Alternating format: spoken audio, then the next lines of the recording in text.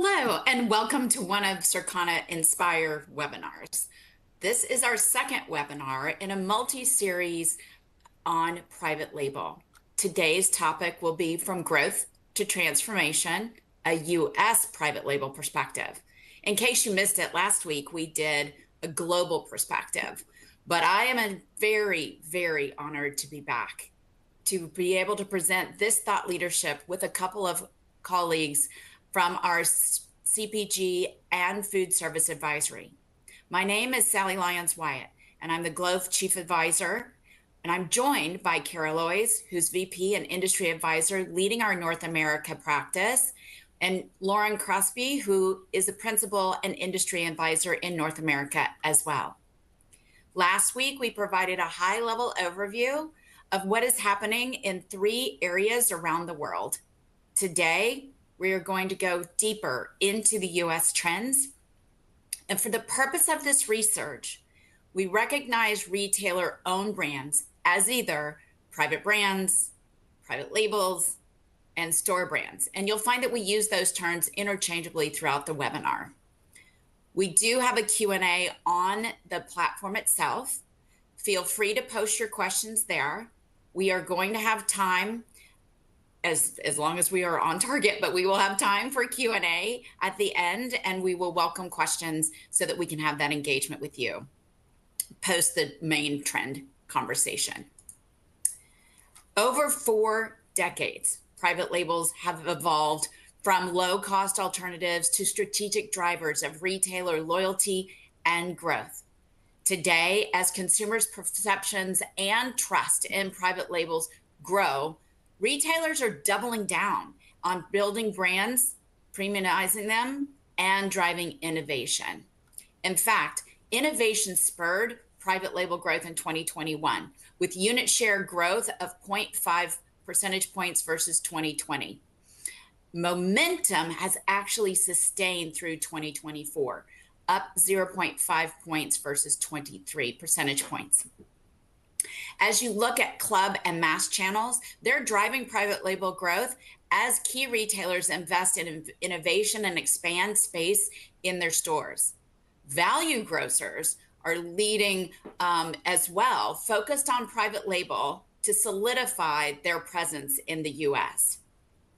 Food and beverage leads private label growth at 0.6 percentage point unit share, change versus 23, while non-food trails at a negative 0.1 percentage points as health and beauty remain flat and underdeveloped. Both mature categories like meat and bakery and untapped spaces like candy and snacks are driving private label growth. Retailers are really continuing to look beyond price and promotion to push private labels. In fact, we are seeing these leading retailers create equity by investing in innovation and premium products.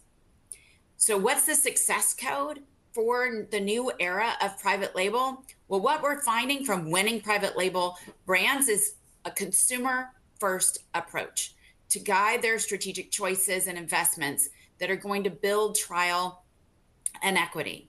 And that includes trying to find ways to build distinctive brands so that they have something new and unique for consumers to come shop and buy in their stores. They're learning more about their consumers and prioritizing more need-based information. They're trying to drive trial, but also more importantly, loyalty. And they're strengthening their speed to market and also the sourcing, and they're pursuing targeted price and promotion investments. I think as we talk to you about the future and where we think private labels are going to go, we have seen a very broad investment from not just big major players, but I think what you're going to see in the future is also more regional and mid-sized players really leaning in and being able to make the investments in their private brands. The economic uncertainty will continue to elevate private brands. Quality and innovation will continue to be the focus. This is how private label will be able to continue to capitalize on the momentum, but also capitalize on emerging trends like sustainability and localization. As I mentioned last week, this growth didn't happen overnight.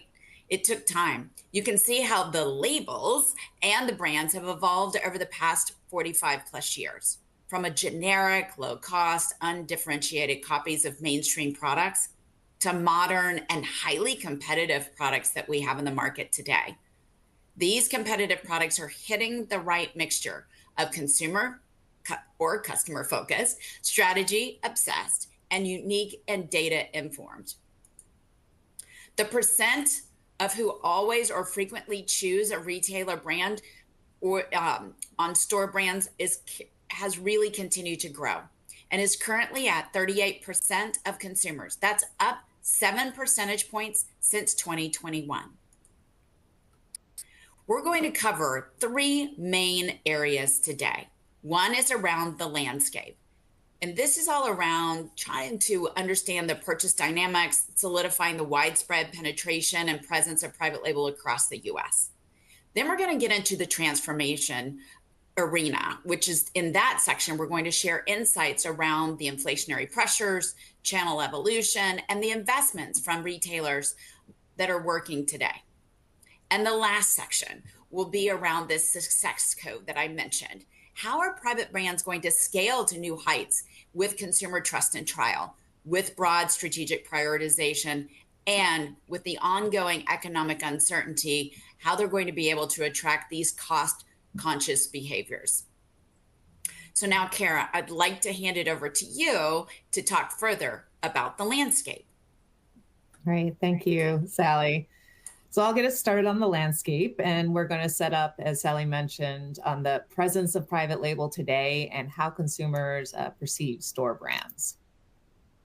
So if we start from the top across total retail in the US, private label represents, as you see here, about 20 to 30% of retail sales, depending on the industry. It varies across food, non-food, and general merchandise, as you can see here. And we'll go into later, double click into different categories and aisles where, of course, private label share will range from 0% on the low end to 60 to 70% on the high end. Now, you may recall from our global webinar that US private label share is less developed versus Europe and Australia, where share is closer to 35 to 40%, which is in part a reflection of the retail environment in other countries. But the consistent theme is ongoing growth in private label, as you can see in the share change numbers shown here, particularly in food and beverage, where inflation has been felt most by consumers. Now, as Sally mentioned, what's different about this era of private label growth in the US? It is largely driven by value channels. So in this slide, we're ordering the channels from left to right based on their contribution to CPG private label sales growth in 2024 versus a year ago. And we've highlighted on the left the 3 channels that are accounting for the majority of growth. So club, mass, and value channel, value grocery, which includes your limited assortment players as well as your low price grocery retailers. These are accounting for most of for almost 90% of the growth. And this is both due to the actual shared growth of private label within those channels, but also compounded by the overall growth as consumers shift more spend to value channels as inflation has increased. Meanwhile, if you look to the right, private label share in traditional grocery is relatively flat. And even further to the right, you can see lower share in areas like e-commerce, dollar, and convenience, but growing in some places there as well. So let's dwell on the role of expanding channels for one more slide. And just calling out the expansion of club and limited assortment grocery, particularly what we're looking at here, where private label is higher. You can see that's the average of 42% in those channels versus the 22% average across the US. So this growth, the growth of these channels alone and the share change causes a wider pervasiveness and acceptedness of private label as these retailers gain share. So this change in channel environment alone contributes to a wider acceptance. Now, with the role of that value channels play in expanding private label growth, we'd expect that a lot of private label growth is driven by buyers in most categories, and that's what we're breaking out here. So this is the distribution of CPG categories around what is driving private label share change over national brands. And what we're looking at is their buyer growth higher than the brand buyer growth, and is that therefore the driver of share increase? And you can see that the 2/3 of the categories represented are represented in the circles. These are categories that saw increasing private label share. And within this 2/3%, more than half of that 35%, was driven by stronger penetration and buy rates together than brands, while another large segment, 24%, saw more buyers alone, and then the remaining small group of 7% via higher buy rate alone. So let's shift to the consumer perception of private brands nowadays. So we gave our survey respondents a quiz of the private labels that they said that they were aware of, and asked if they could identify if the brand was a store brand or not. And in 25% of the cases, the respondent is unable to identify a brand as private label, even a little bit less for private label. So a good chunk of consumers that are not distinguishing, not identifying these brands as store brands. So there are obviously brands that are more recognizable, and in some cases the retailer's name is part of it, but frequently consumers cannot distinguish between private label and branded products. Furthermore, the majority of consumers that we surveyed consider private label brands to be similar to branded products. That's 60%. And even 9% believing that they are superior to brands. And this, of course, is going to vary across different parts of the store, but this positive view is strongest in the categories you see to the right, that being over-the-counter medicine, the highest at 86%, a kind of similar or superior perception of those store brands, followed by fresh chicken and cheese. All right, so let's go, as I promised, to double click to a lower level of categories in terms of private label share. So we're showing here the unit share performance, and then the unit share change and dollar share change in major departments across food and beverage. So across departments, private label share is highest in refrigerated. So think of this department mostly as your dairy and other select items in the cold vault, like juices and drinks. This is the one food area where unit share is more stable, but dollar share is gaining for store brands. On the flip side, share is lowest in shelf-stable beverages, where brands have more strength. Think of categories like soda and sports and energy drinks, which don't have 0% private label presence, but have less presence than other categories. And similar gains in the rest of categories: general food, frozen, and perimeter. And perimeter, this is including your kind of produce, your fresh meat, deli, bakery. Keep in mind here, this number might be lower than you expect. This is because we are counting truly store branded items versus unbranded items that wouldn't, pertaining to produce and meat, particularly would not be considered private label in this case. Moving on to non-edible departments, private label has 50% plus share in kitchen and paper products. And this is where most of the private label penetration is in non-edible categories. So this is your toilet paper, your paper towels, disposable kitchen plates, cups, storage, kitchen storage, etc. Rather, on the flip side, share is relatively low in mass beauty, which includes mass cosmetics, skincare, personal cleansing, and also in home care, where laundry drives a lower private label share. Meanwhile, over-the-counter healthcare falls at 24% share and has flatter trends, while units are mostly growing in the others, even though we see that kind of negative dollar share for private label overall. So I want to step outside the world of mass consumables for a moment. and call attention to, in the fashion industry, in the higher end beauty space, prestige beauty, the wide acceptance of lower cost imitation products, or dupes, as we call them, whether that is a private brand or that is a lower price brand. As you can see from the survey respondents here, almost half of consumers have been willing to purchase a dupe of a higher end product, whether for that lower price, to experience the same trend and value at the lower price. And if we go a little bit more outside the consumable space, in other retail areas, these are including apparel, office supplies, auto supplies, housewares, and accessories. Private label plays a role in these areas as well, and is growing in most of them with the exception of housewares. You can see that the highest share is in the apparel segment, where specialty retailers like at Gap would be considered 100% private label. They sell only their own brand. And then you also have the kind of store brands within larger mass and department retailers, which will count for that growth as well.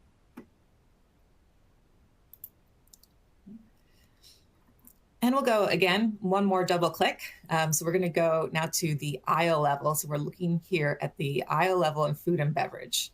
And we're plotting the current private label share on the x-axis and the private label share change on the y. And this again is focusing first on unit share. So you can see the range of private label penetration from the low end candy, about 5%, to dairy on the high end at about 50%.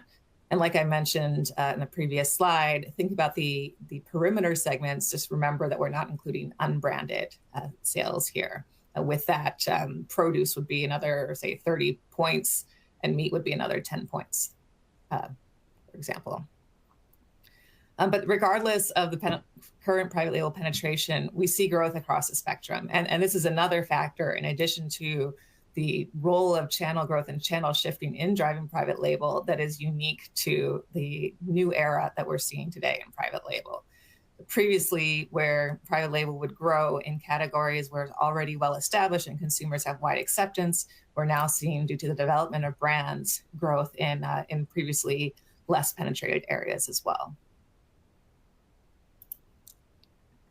And if we look at the same for non-food, you see a cluster of segments generally holding well with brands. And this is why we see that overall flat trend when we look at this segment overall. It's a little bit more nuanced, where places, looking at the colors of the circles, which represent the department they're in, generally your mass beauty, most of those categories have a low penetration, as well as home care. I mentioned laundry, that is the lowest one. And then you can see the kitchen and paper products more on the right hand side, and a little bit more variation in health as well, within the purple circles. So finally, we'll take a look at the consumer demographics. And there's not much to say, but we just wanted to show you that there is not significant difference in who buys private label. All types of consumer cohorts private label, as you can see on this slide. This is the percent of dollar share for food and beverage purchased by different cohorts. And a very, very similar trend in terms of how much is purchased and in terms of how private label is growing across different cohorts. Low income, high income, different generations, older, younger, different race and ethnicity. And if we flip and look at this from a non-food side as well, a little bit more differential here. So there are, of course, going to be some nuances. You can see here the greater variation on the non-food side, with high income purchasing a little bit less, and Asian households also being notably lower in terms of private label share. And with that landscape in mind, I'm going to pass it over to Lauren to talk about the transformation in play. All right, thank you, Kara. So up next, we'll move into this transformation arena, where we'll really start to dig in on what has accelerated this revolution of private label. So what elements have been the fuel behind this momentum we see? I'm going to highlight a few key topics here, and then we'll continue to dive deeper into these themes throughout today's conversation. So first up, with inflation reaching new heights, we know that consumers were on the hunt for value. and increasingly turn to private label to find that value. We also witness and continue to witness this channel evolution with stores like Aldi and Costco further solidifying their presence within the US retail landscape, and not only expanding their reach of private label products, but also transforming how we shop and what we expect from these purchases. So these two components, inflation and channel evolution, they fueled private label adoption, but retailer investment has really been what has sustained this momentum, with retailers not just meeting the needs of consumers, but also anticipating these diverse needs. So to start, rising costs have shifted the way we all shop. Even as inflation has slowed in the past year or so, still 84% of consumers perceive prices to be higher in 2024 versus the prior year. And to combat these tightening wallets, many consumers are turning to private brands as a strategy to manage their budget. So when we ask consumers how have they changed their shopping habits due to increasing grocery prices, switching to store brands was very high on that list, following other behaviors like searching for deals or cutting back on essentials. So overall, private label will continue to be a key way that consumers search for value amongst the continuing economic pressures. And of course, the importance of price is not just a recent trend in the last year. We observe a significant increase in the importance of price over the past 4 years. So price is increasingly the number one driving attribute in making purchase decisions, actually growing by 9 percentage points from 2021 to 2024. And this rising importance of price does come at the expense of brand familiarity, at the expense of prior experience with the brand. So what this does is it creates a favorable environment for private label to thrive, with consumers prioritizing price, even if that means experimenting or risking it with new options that they haven't tried before, which often could mean trying a store brand. Now, if we shift our focus from what our consumers stating their intentions are to actual behavior we see play out in the market, we can take a look at private label share alongside inflation rates, and the relationship becomes very clear. So as the full effects of inflation really started to sink in by 2022, we start to see private label take off, and that momentum sustains through today. So I'm going to walk through this a little bit more deeply. What we're looking at here in purple is private label unit share in total CPG, and in the orange is the quarterly price per volume change versus year ago. So in COVID in 2021, private label actually takes a dip as supply chain challenges did favor name brands. But as inflation grew in 2022, consumers increasingly turned to private label products. And finally, fast forward to 2024, that momentum has sustained, and private label continues to grow a half a share point each year. So now let's quickly double click into food and beverage versus non-food. Both experience significant price growth. So that's what we're looking at here. And we see that non-food was higher than F&B throughout the peak of COVID, but then food and beverage quickly accelerated and slightly exceeded non-food growth in 2022 price growth. Inflation then softened in 2024, but overall prices are still very elevated and remain 30 to 40% higher than they were prior to COVID in 2019. But if we move to this next page, we can see that private label was not immune to inflation. Prices went up for private and name brands alike, but the relative price gap actually remains stable. So store brands on average are about 20% cheaper than name brands. So the circles on the left here are price per volume average annual growth, and it's very similar between private label and name brands. On the right, this is the private label price indexed to name brands. And that number is very consistent and hovers around 77, 78 over the past 5 years. But while this relative price gap has stayed the same, we know that the absolute price point on shelf has grown. So making that actual dollar savings when choosing private label more compelling. And then let's couple that with the fact that consumers are increasingly enticed by high quality, innovative, attractive options that makes that switch a little bit more compelling. So on that note, private labels evolved. That's the key theme here. It's no longer just your lower cost option. It truly caters to all shoppers, not only your value conscious shopper, but also your quality conscious shopper.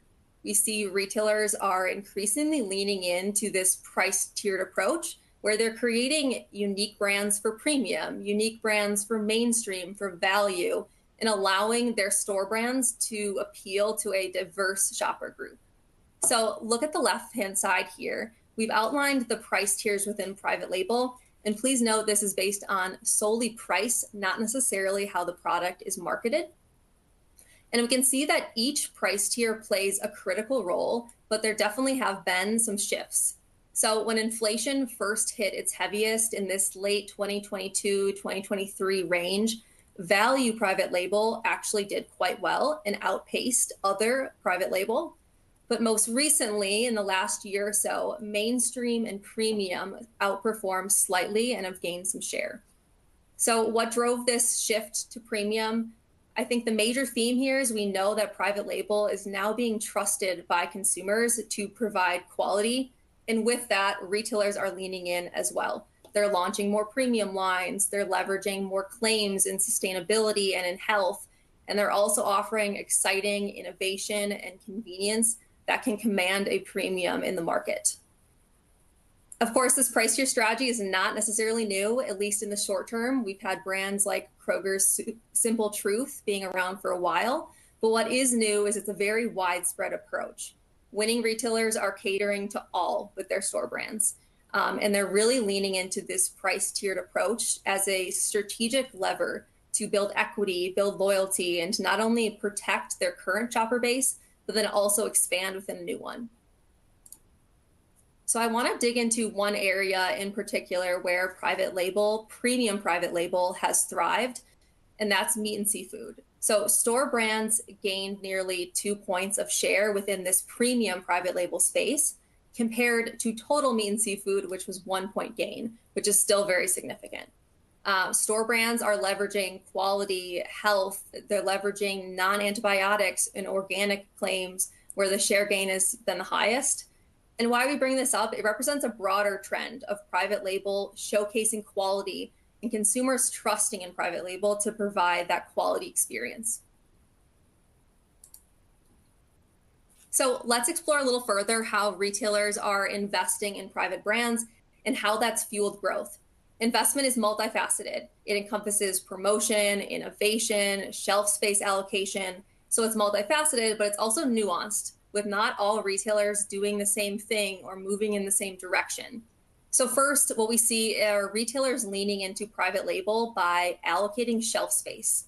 Private label's share of distribution or share of shelf is up 1 point since 2021 in top channels where private label is growing. And this is a pretty significant shift, especially since a lot of these key channels, private labels already has a strong development and it's just getting stronger. So next, innovation. We hinted at this already and we'll get into it a little bit more in a minute, but retailers are putting innovation at the forefront. They're innovating and launching new brands, but they're also innovating significantly within their existing brands. Later, we'll see there's been a lot of new product launches in heavily branded categories like chocolate candy, like sports drinks, like soda, where retailers are aiming to challenge this big brand dominance, particularly as inflation kind of opened up the appetite for consumers being willing to switch. And then finally, promotion has been a lever to drive private label as well.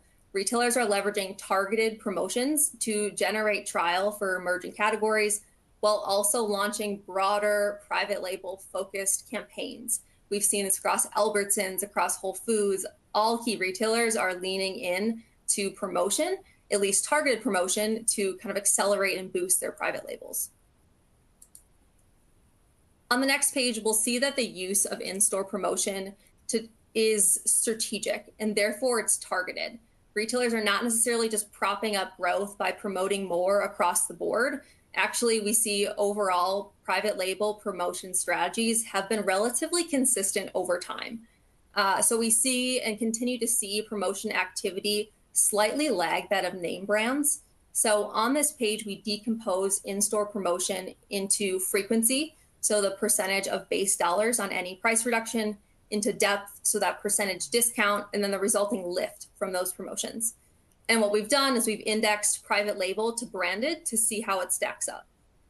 On average, private label is promoted as frequently as name brands, and that's that 98 index you see here. For depth, however, private label tends to be promoted a little more shallow, so less of a discount at that 86 index, and therefore, over on the orange there, we do see a slightly more muted lift. And this remains consistent over time, as I mentioned, but we'll show later there are specific areas still where winning retailers have boosted promotion in order to support new launches and drive their innovation. So finally, the last topic on this theme of retailer investment is innovation. There have been plenty of store brand launches that have supported private labels' sustained momentum, particularly when we narrow into just this past year of 2024. And it's important to note that these launches have not just relied on one strategy, such as only premium lines or only food and beverage lines.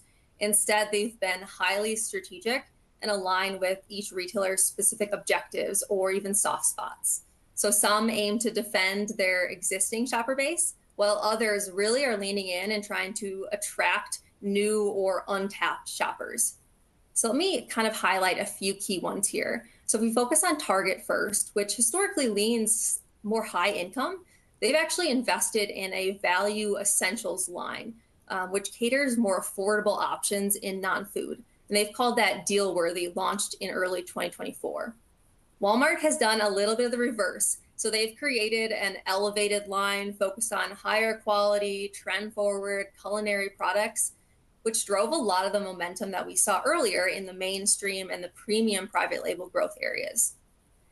2023, if we go back a little bit, Kroger launched a targeted launch of Mercado, which is aiming to win with those more Hispanic regions. And Sally will touch on a little bit about the Hispanic private label trends. And then additionally, even e-commerce giants like Amazon are increasingly vying for a spot in this F&B private label conversation, only further diversifying the store brand options for consumers. All right, so I'm going to pass it over to Sally to now talk about how consumers are fueling that private label transformation. Thanks, Lauren. Appreciate it. We did find in a recent survey in the US that consumers are increasingly open to exploring US private label offerings. In fact, more so now than ever before. 28% of name brand loyalists state that they are trying a new private label for the first time in 3 months. On average, consumers are buying private label in 7 categories, which is up versus 2022. Now, when you think about that, you also have to think about who's buying. And it's not just one cohort group. I often get told, oh, it's all lower income. No, actually, all generations are open to buying new private labels, though the younger consumers are more adventurous. About 44% of them are stating that they are thinking about shopping for store brands. So it really is something that all generations are engaging. And innovation has transpired. So Lauren gave you a view of some of what's occurred from an innovation standpoint across, whether it's a value, a mainstream, or a premium. But there's also more themes within that. So when you think about the clean and sustainably sourced, there are several retailers that are very much around trying to give their customers options that are very transparent and delivering on the sustainable and clean ingredient sourced. Culinary experiences. So we've seen that through some of the different food and beverages that have been created, maybe even partnerships with chefs, etc. The trend forward innovation, where they're really trying to stay alert to social digital trends and actually trends that they see being purchased in their stores to capitalize on those opportunities. The restaurant quality meals. So being able to give consumers that in-home entertainment via out-of-home options. So when you think about I can't afford to go out to eat. I want to be able to have that meal in my home. I can go to the store and get that out of home experience in the home.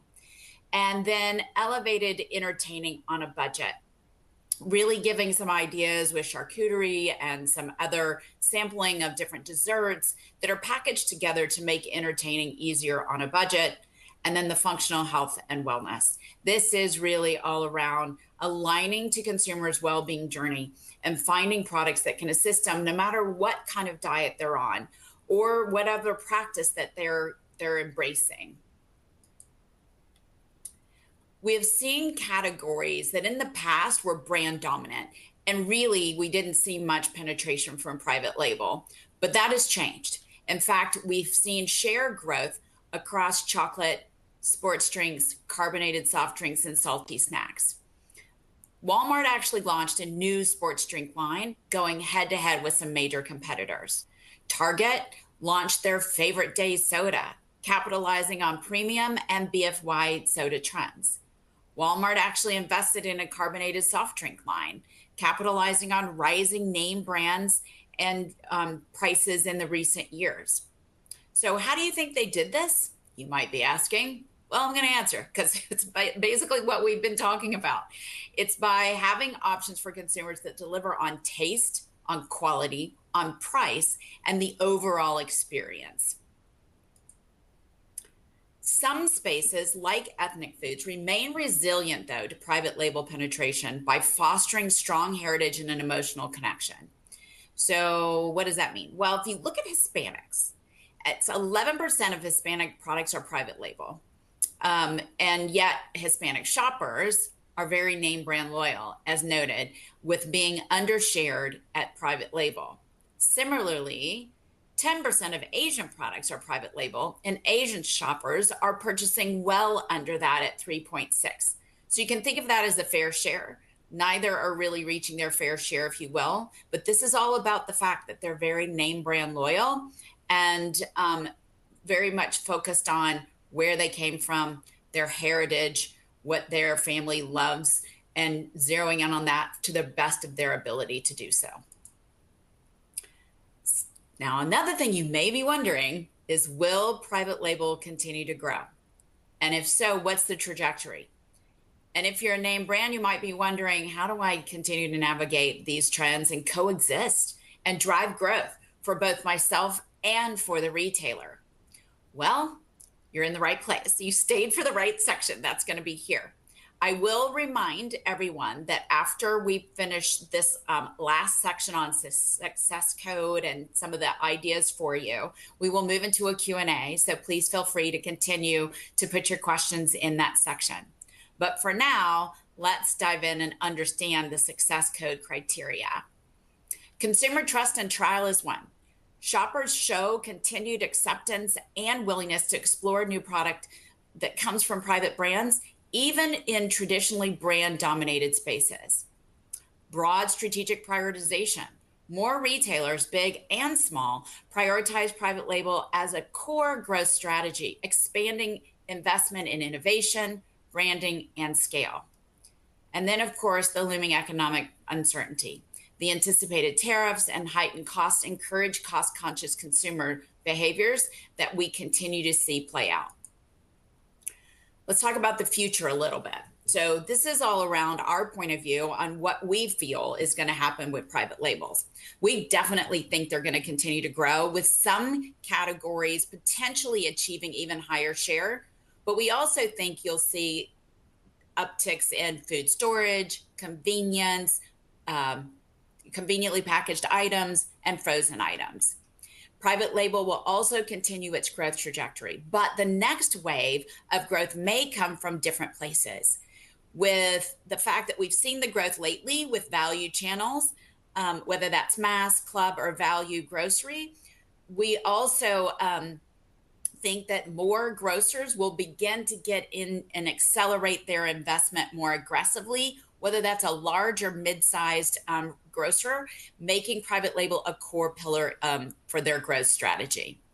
In fact, grocery retailers will continue to tier their offerings with more margin accretive premium products, while also leaning into entry price points to compete with value channels. And then lastly, retailers may rethink pricing and promotion strategies, but innovation will actually continue, especially when you think about trying to be able to look different, becoming more sophisticated through localization, regionalization, or even unique partnerships that they have been doing over the last few years. That will continue.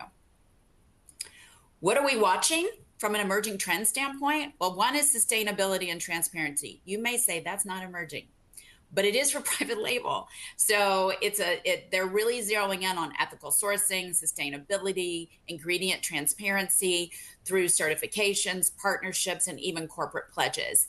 Again, not necessarily 100% new, but it's getting more and more products into this arena that is more emerging. Regionalization and localization. Top retailers are working with local suppliers to offer products to specific markets, reflecting regional cuisines and preferences. And these exclusive partnerships or co-branding, it is so dynamic. This is something we see across the store, not just private label, but what retailers are able to do is to get some exclusive partnerships with well-known manufacturers or with restaurants, celebrities, or even foundations to drive some differentiation between themselves and the competitive landscape. If you're a retailer, here's kind of our summary for you of some ideas that you're probably doing, but either make sure that you continue to do them or start them if you're not.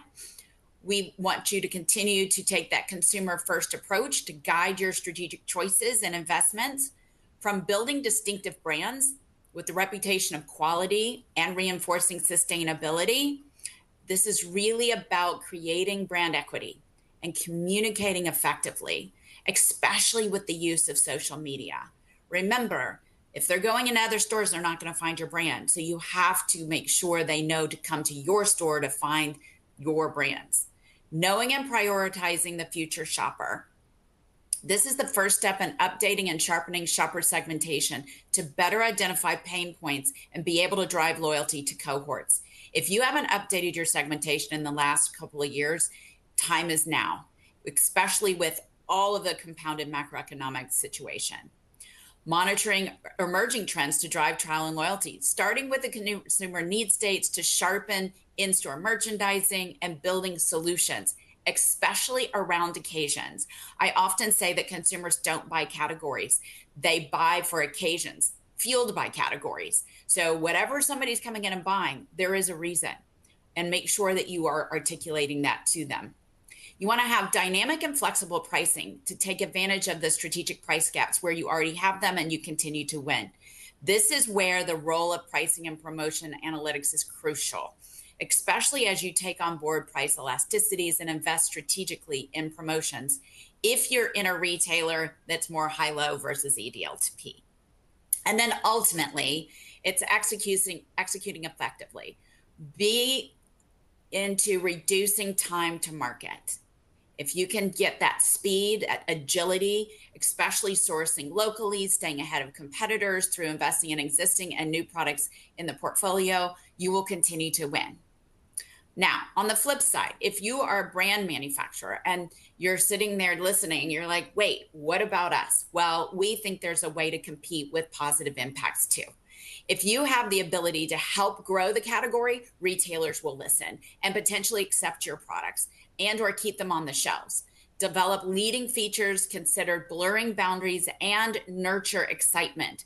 Because at the end of the day, if you're bringing feet into the store or clicks online and you are differentiated against their own private brand, that is feet accretive, right? You're getting more feet into the store than what they can do by themselves. And this will ultimately help you defend your shelf space as well. Have revenue growth management practice of optimizing your portfolio across price packs and assortment optimization.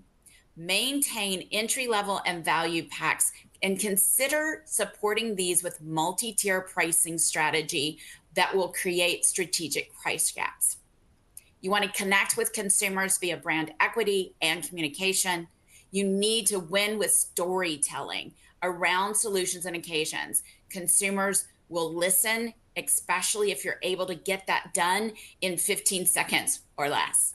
Encourage experiences and build emotional connections. Social and digital media is great for that, but also engaging in the communities around the stores in which you are servicing.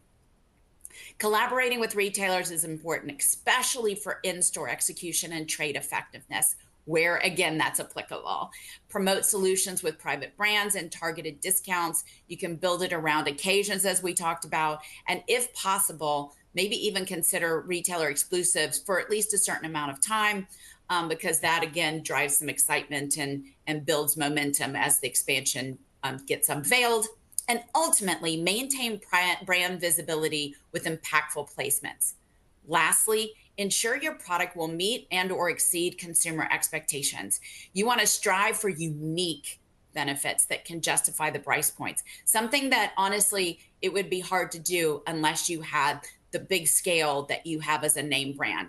Stimulate new occasions, emphasize quality and trust. Have fun while you're doing it so that you can indeed drive more penetration, buy rate, and frequency to the retailers that you are working with and for your own brand portfolio.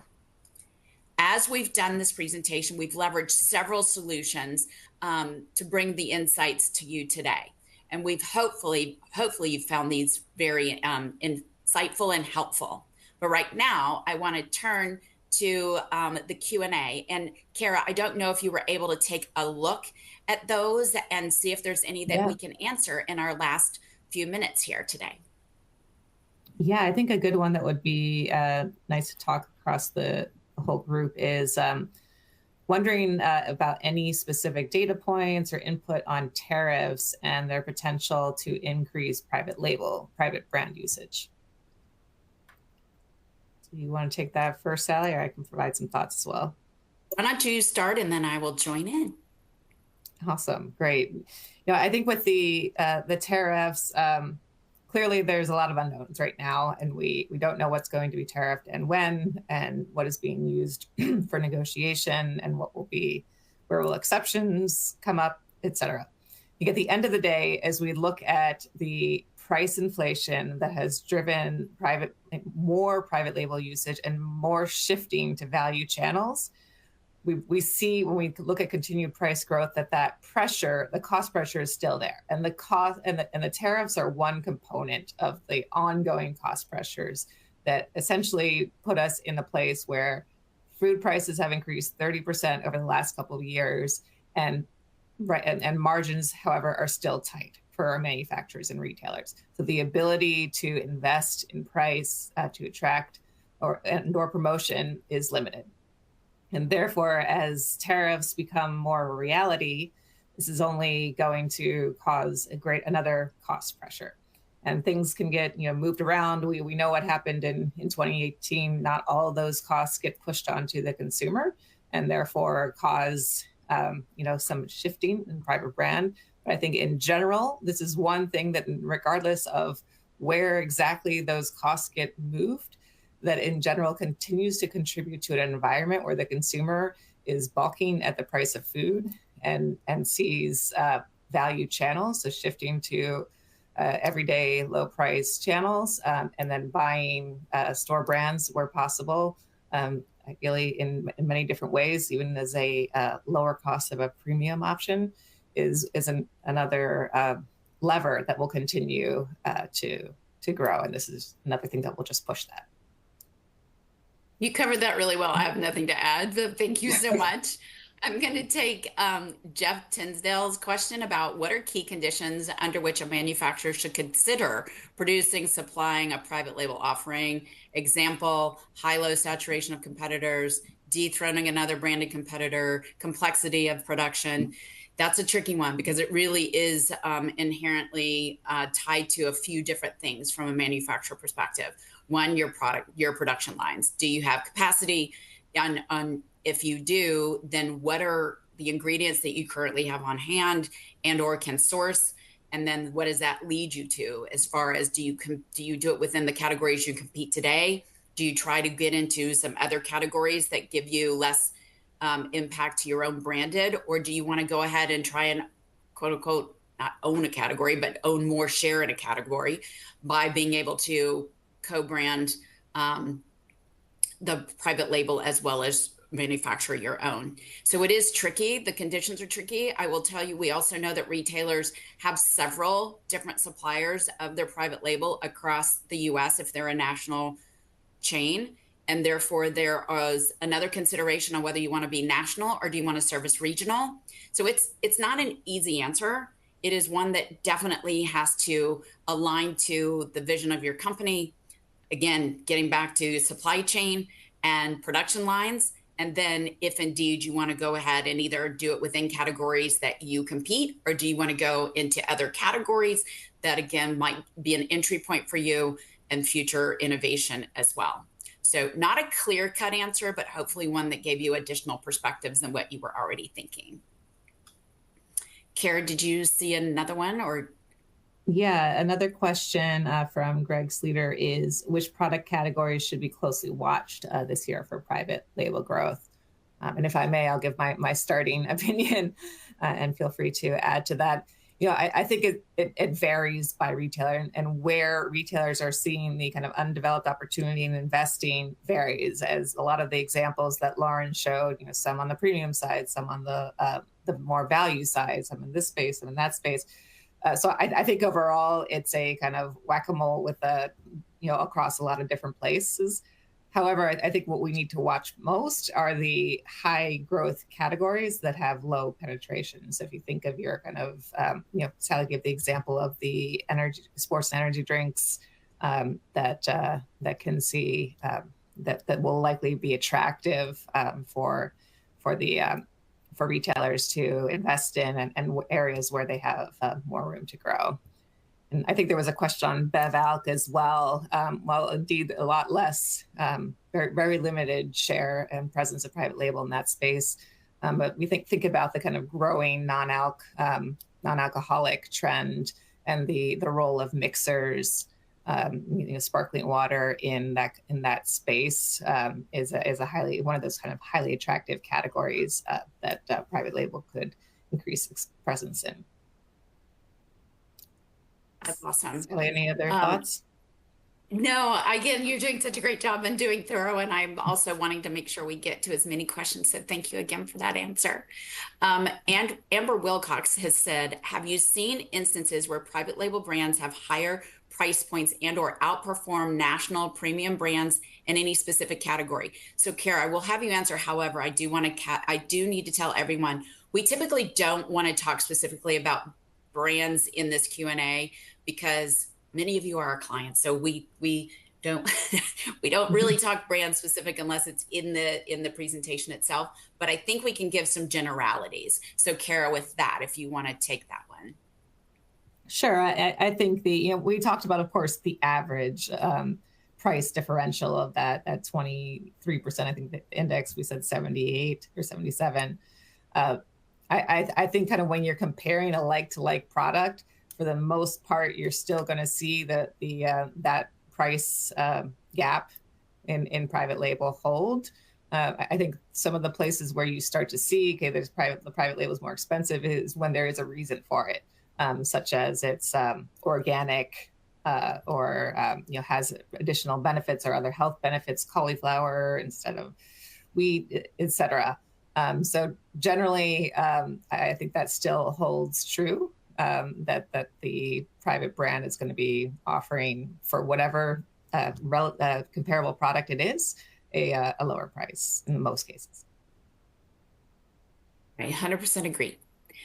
Jessica, you asked, what is a prime example of a branded player competing effectively against private label and why were they successful? I'm not going to give you the brand, but I'll tell you the answer to the question, the second question.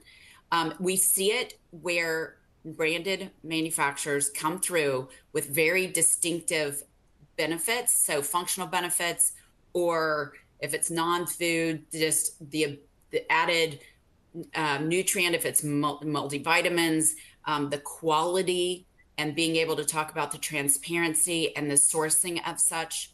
When you're thinking about beverages, what we've seen there is, again, that blurring and the added benefits to many of the beverages to make them not just about hydration, but it's hydration plus. I think at the end of the day, it's also around the excitement that and the consumer engagement. So you think about that consumer obsessed that we talked about last year. I think companies that are consumer obsessed, driving their message, getting that very, very efficiently across to consumers and being able to get to the consumers where they are, whether that's social media, whether that's in the store, whether that's out and about and with signage out and about, whether that's through traditional means in the store with displays, but finding a way to drive a combination of those that ladder up to the main message about the brand is what we see, because the breadth of engagement that national brands can have is a little different than just a retailer within their own stores. And so those branded manufacturers capitalizing on that are the ones that are really doing quite a nice job. And then lastly, this is kind of tricky, but really getting that price value equation right. If they're priced way too high for the value it brings, and value means different things to different people, then they may not be seeing the rewards of their efforts. But I think in general, I think that's where you're going to see, if they've got that price value and they do all those other tactics, those are somewhat of what defines the leading manufacturer growth. Just a shameless plug, we will be coming out with our growth leader report at our annual conference and summit in April, and we will have more details on exactly how branded manufacturers that are growing, what they're doing. And we will go into that, looking all across artificial intelligence, what they're doing in the store, what they're doing out of the store. It will be covered. So look forward to that. And I want to thank everyone. If we did not get to your question, we will indeed answer it post the webinar. But if you want to get a copy and you're still listening, it is in the platform. You can download from the console. If you're listening to the recording, you should have a link within the email you received. I want to thank you all for joining us today. On behalf of Kara, Lauren, and myself, we really appreciate you spending the last hour with us, and we look forward to continuing the private label conversation with you. Until then, have a wonderful rest of your day, and cheers.